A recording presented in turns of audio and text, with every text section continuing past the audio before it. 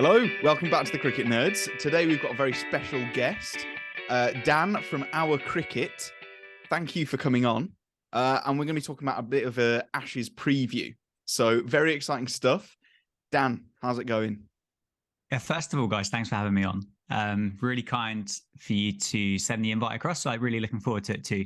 But yeah, it's been good. It's been good. It's been a big week. New logos. The first video went out. Second video's gone out. Got some more stuff. I've been editing loads over the last couple of days, and the reason why I needed to move this 15 minutes earlier is I've got a phone call video kind of chat with Josh De Silva coming up at 7:00. Oh, awesome. So that would be the next video to edit for Saturday. So that's why I asked for those 15 minutes, just to give me a chance to kind of take this stuff down and set the next one up. Yeah, well, you know, getting a little segment with you is like getting gold dust. You're a busy man. It's good. It's good. It's good fun. Yeah. So Ashes, right? Lots of sort of exciting stuff going on. And fortunately, we've had two warm-up games to watch. One is currently in progress as we are recording, and is perhaps slightly higher caliber of warm-up game. But England versus Ireland was our warm-up game. And how useful do you think it was as a preparation?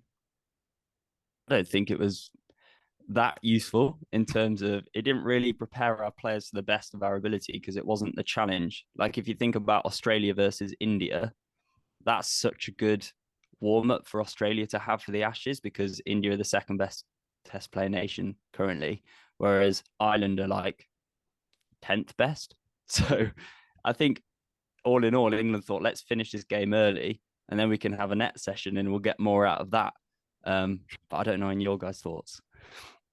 I think it was just quite nice to see Popey get some runs at number 3. Like the boy's been promising for so long, and I think to see him deliver, I think was awesome. I mean, it would be a different bowling attack when you're facing Stark, Green, Cummings, and the like. But it was just lovely to see him out there really owning his position. And yeah, just now I think as well he's been named vice captain for this squad. So with him there as well, he's got that extra level of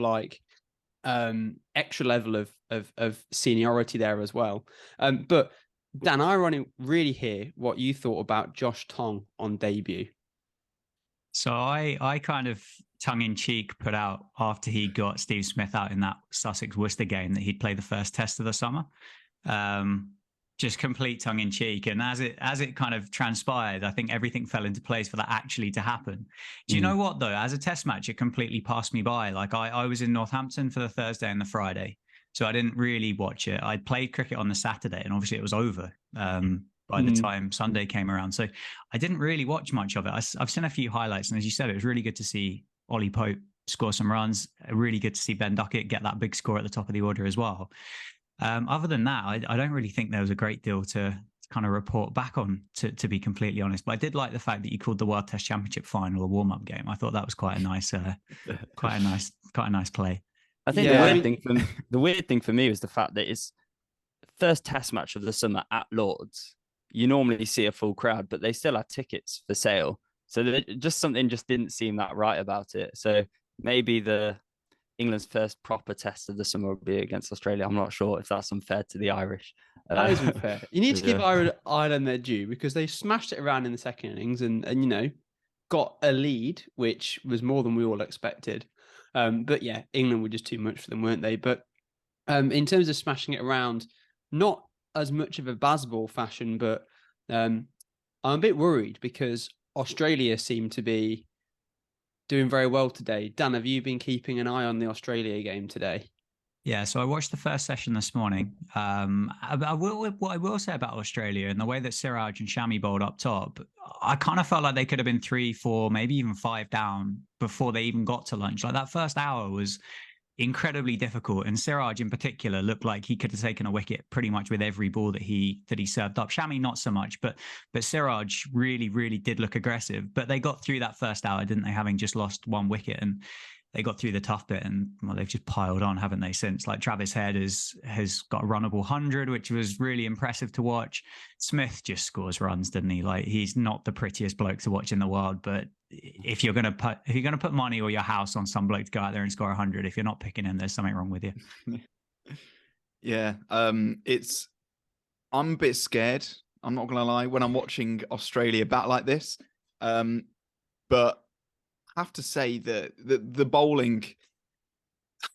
Maybe this is like the most arrogant thing you can say as an Englishman, but I think our boys would do better. And it's not just because of the bowling either. Like, I don't think our bowlers are a particularly better stock, but I think the fields we'd set, we would potentially have conceded 300 runs sooner, but I think we'd have taken more wickets. And I think that's just the Ben Stokes mindset when he's setting fields, when he's giving the plans to the bowlers, is there's a very clear method to how they're going to be taking the wickets. And, you know, I think Australia about 50 overs in when India were bowling, I think it was like Umesh Yadav, right arm round the wicket, kind of full. It's like, well, what wicket is that taking? You're hoping that he's just going to sky one? Like, you know, it's not actually challenging any of the main dismissals. So I would say that Stokes potentially has more of a plan in mind when he's fielding, but yeah, not incredible from India and pretty scary from an Englishman's perspective. I mean, I suppose big news recently, Jack Leach out, and the big news is Moeen, who we're all big fans of. Dan, I know particularly you're a big Moeen fan, aren't you? Is back in that squad, come out of retirement again. However, I'm going to put it out there, and I'm happy to be disagreed with, but I don't think it's the right choice. Personally, I know, he brings that little bit of extra in the batting, but personally, I'd really have liked to see Rayan Ahmed get in there, just because I think that he's just been so good so far this year, and whether there's an issue around his fitness, because I know at some point he wasn't doing everything he's supposed to at Leicester, or if that's the main doubt, I'd have just much preferred to see him in, because I think he's that future prospect than recalling Moeen, who we know what he does. We know he's great. He's got a mixed record against Australia, which has to be said, but and he's come off the back of a shaky IPL, even though, you know, the boys Chennai came through and did it. Moeen didn't have as much of a part in that as he normally would have, or as he had in previous years. Don't know, what do you guys think? Right choice, wrong choice, neutral? It's a hard one, because I think that Rob Key, Brendan McCullum, and Ben Stokes have had their eye on Moeen Ali from the moment they all got together. He was kind of in the talks, and he kind of said, "No, I don't want to go to Pakistan. I've got a busy winter." But he said, "You know, at this time I'm going to come in." And when you got Brendan McCullum, Ben Stokes, and Rob Key asking for something, it's going to be hard for you to turn it down, right? And I think that they're not just going to pick Moeen Ali on a whim. That they've picked him with a lot of thought there. And like with everything we've seen with Bazball, it's pretty much worked so far. So I don't, as much as I might think, oh, there's probably a more sensible choice, that's kind of England way of looking at things. Whereas I think Moeen Ali, they've picked him for a reason, and I think he'll do an all right job. I don't know what you think, Dan. You know what? Like, I'm really excited, and I think it's a massive like vibes pick. And I don't think I'm quite cool enough to use the word vibes, but I'm gonna like stuck it out there anyway. I'll go for it.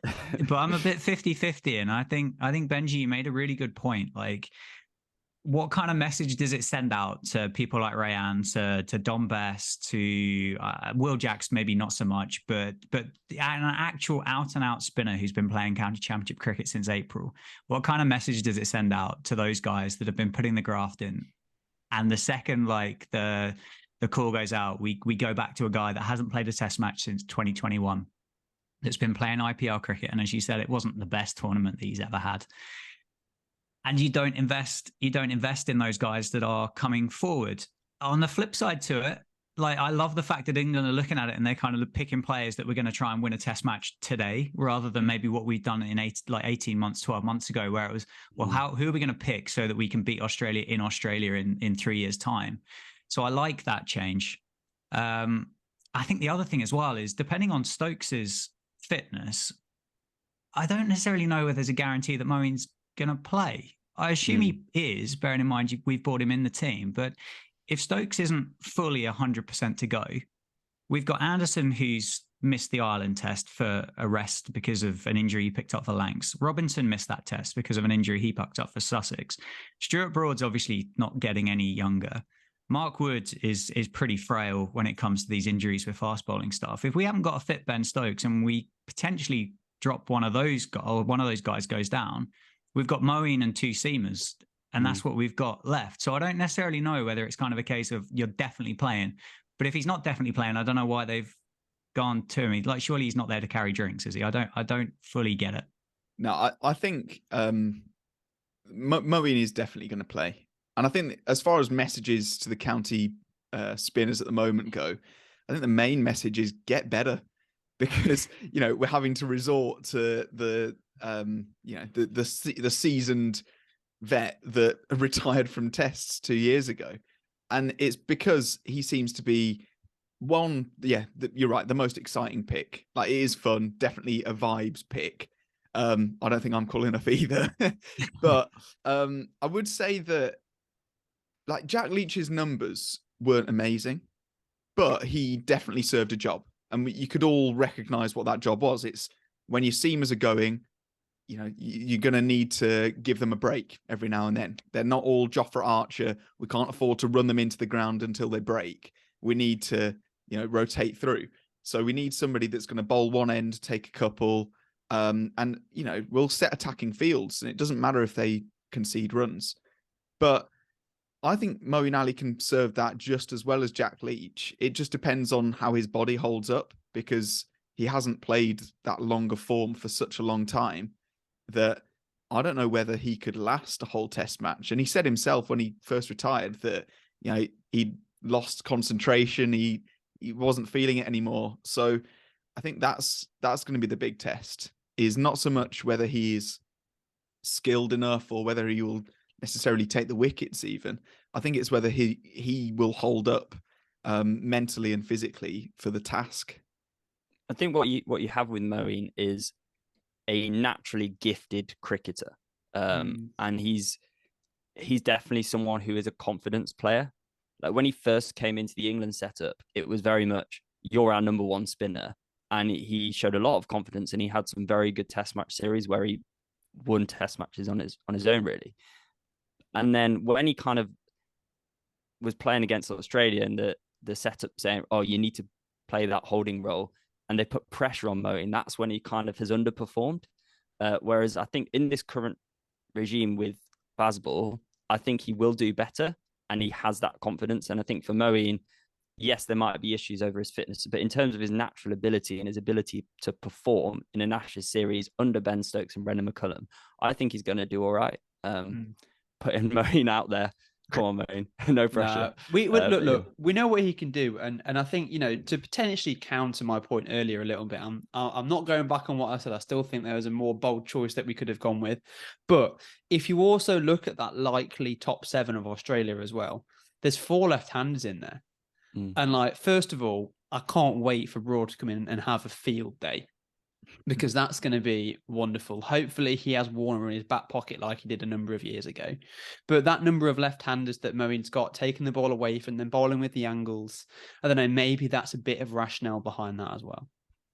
Maybe. Yeah, I think because the big alternative realistically was going to be Rahan Ahmed.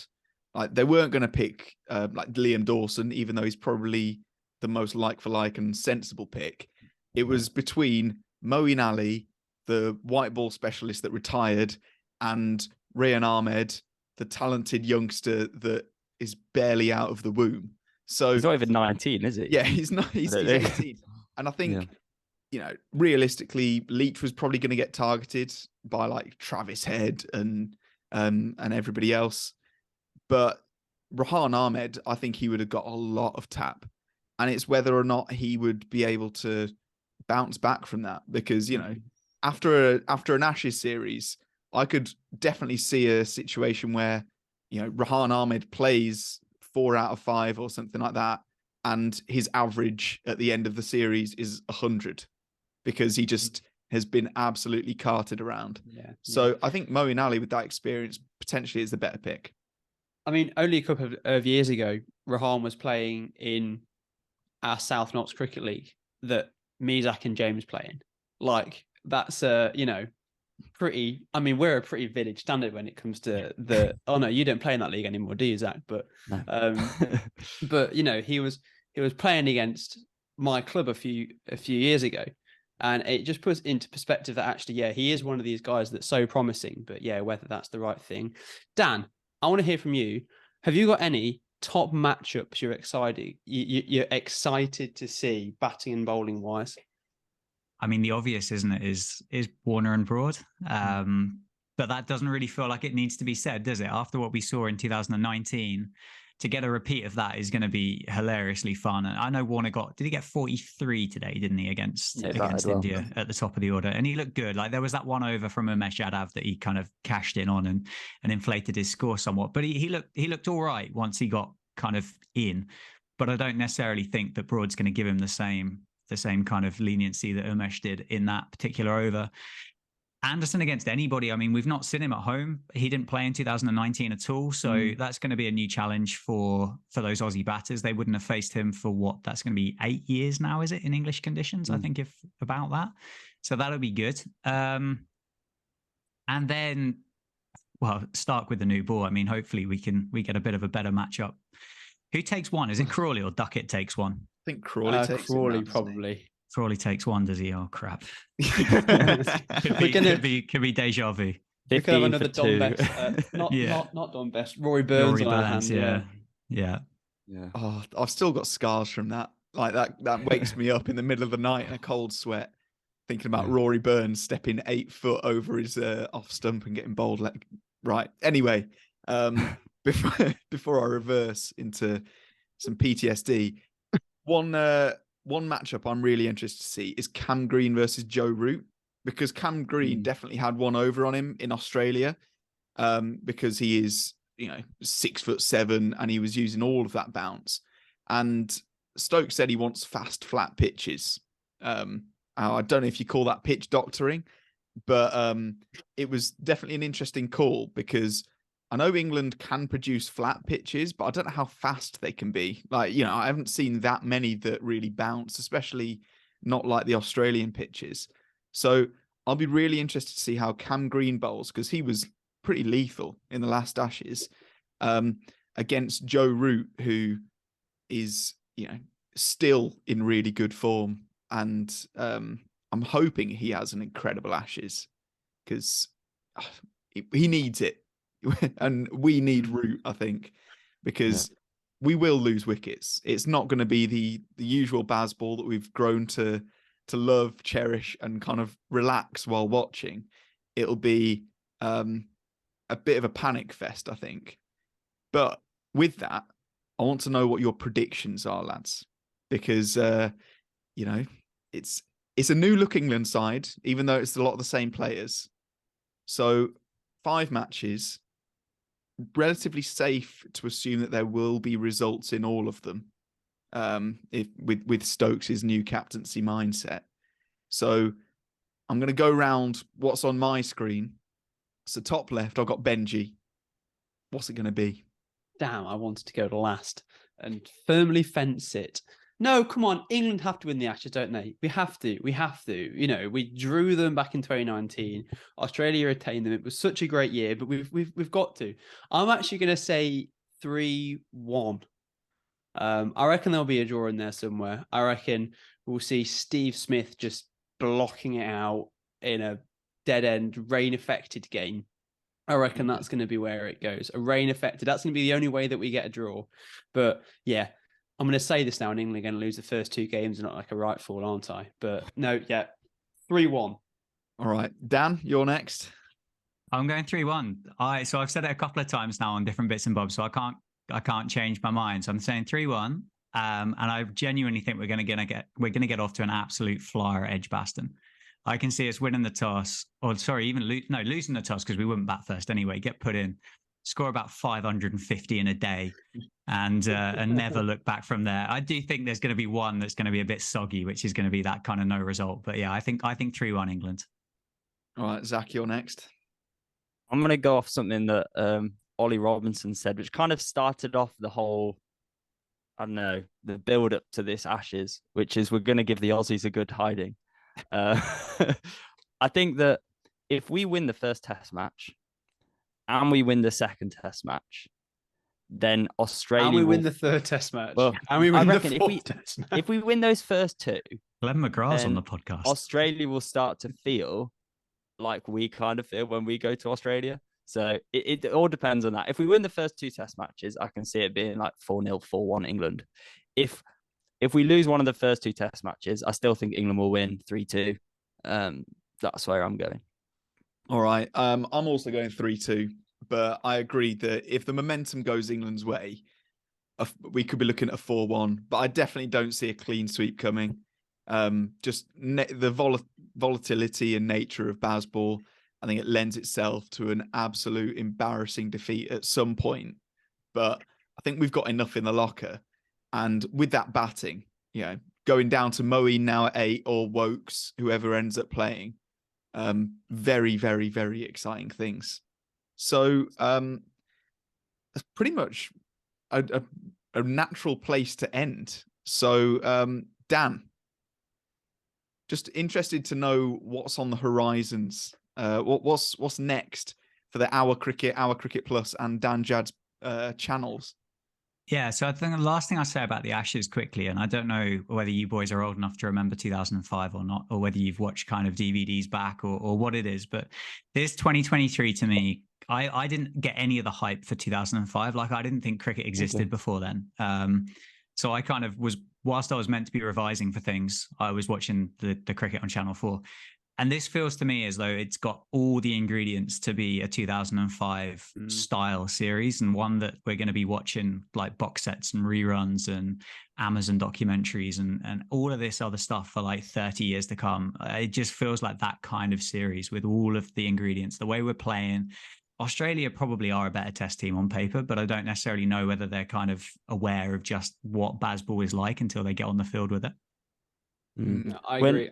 I mean, I think for all of it, 2005 for us was apart from James, because he didn't like cricket until recently. For me and Zach, anyway, that was the thing that got us into cricket, wasn't it? Me and Ben went to Trent Bridge. Day 4.